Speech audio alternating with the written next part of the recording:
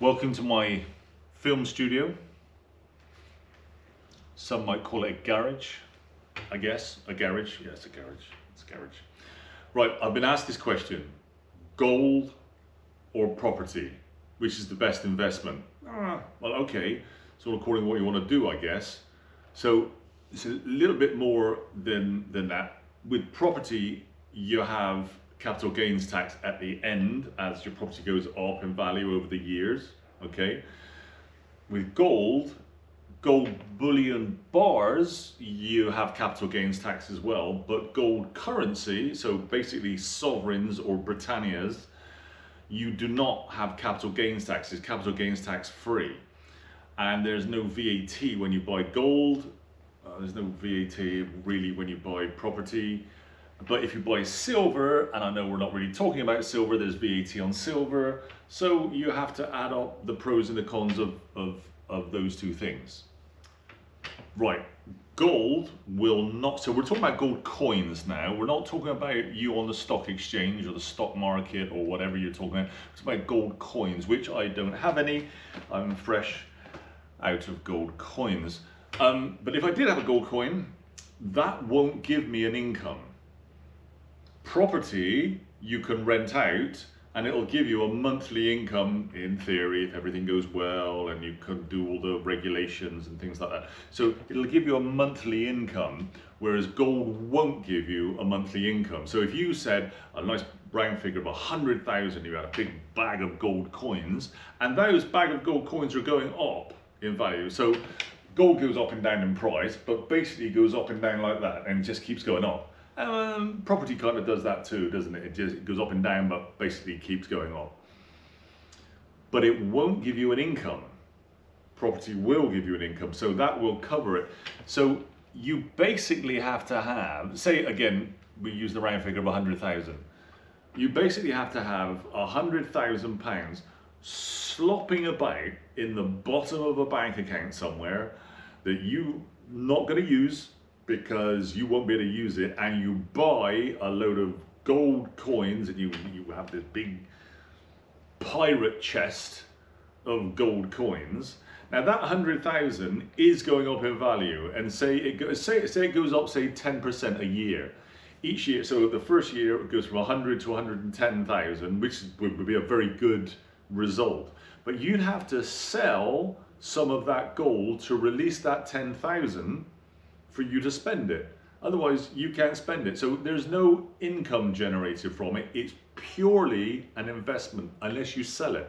And of course, if you sell 10% of your gold each year, then you've still got 100,000, and then next year it's gone up to 110 again, but then you sell another 10%. Well, you're 20% of the volume of your gold down. Does that make sense? No capital gains tax, so that's kind of nice, but gold is a pure investment. Property is an investment that pays you income as you go.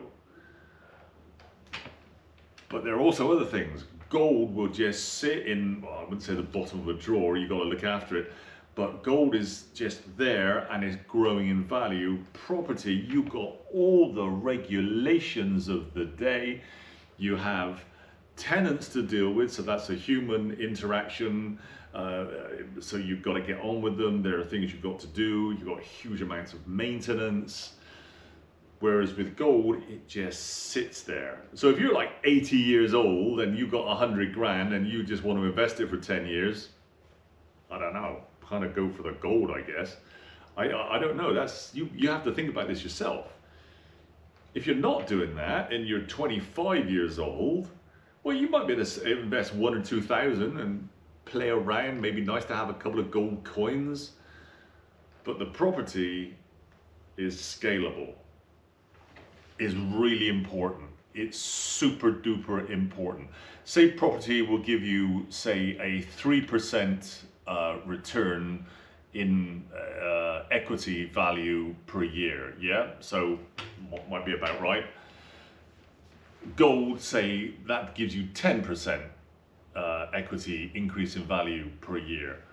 Well, that's great. And you say, well, I'll go for the gold because that's 10%. Right, okay, we use that round figure of 100,000 again. If you've got £100,000 worth of gold, Next year is 110,000, and the next year we'll kind of simplify it a bit because I know there's compound interest.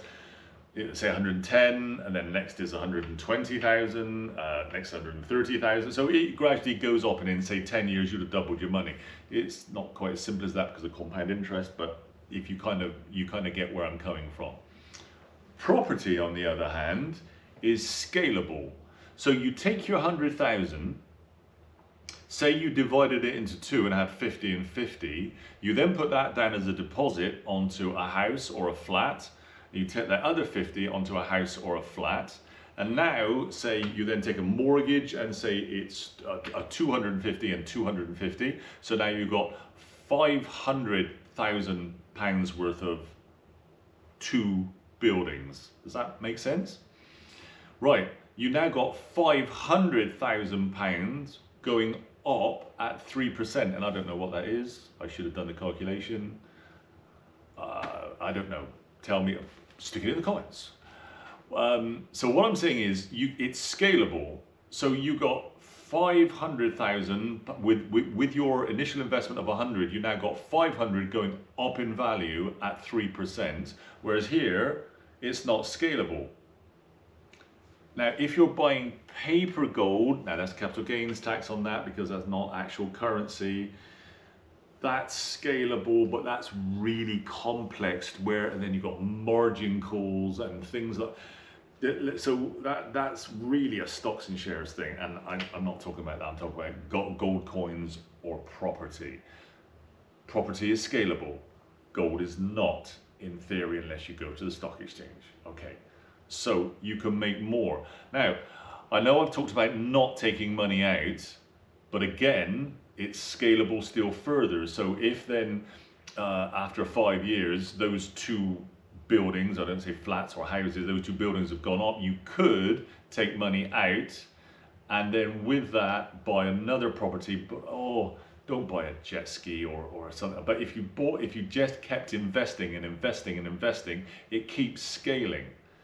So if say your 500,000 then turns into something even more, 750, and then you took some out and then scaled it again, then you got say a 7-figure portfolio scaling at 3%, still with the same 100,000.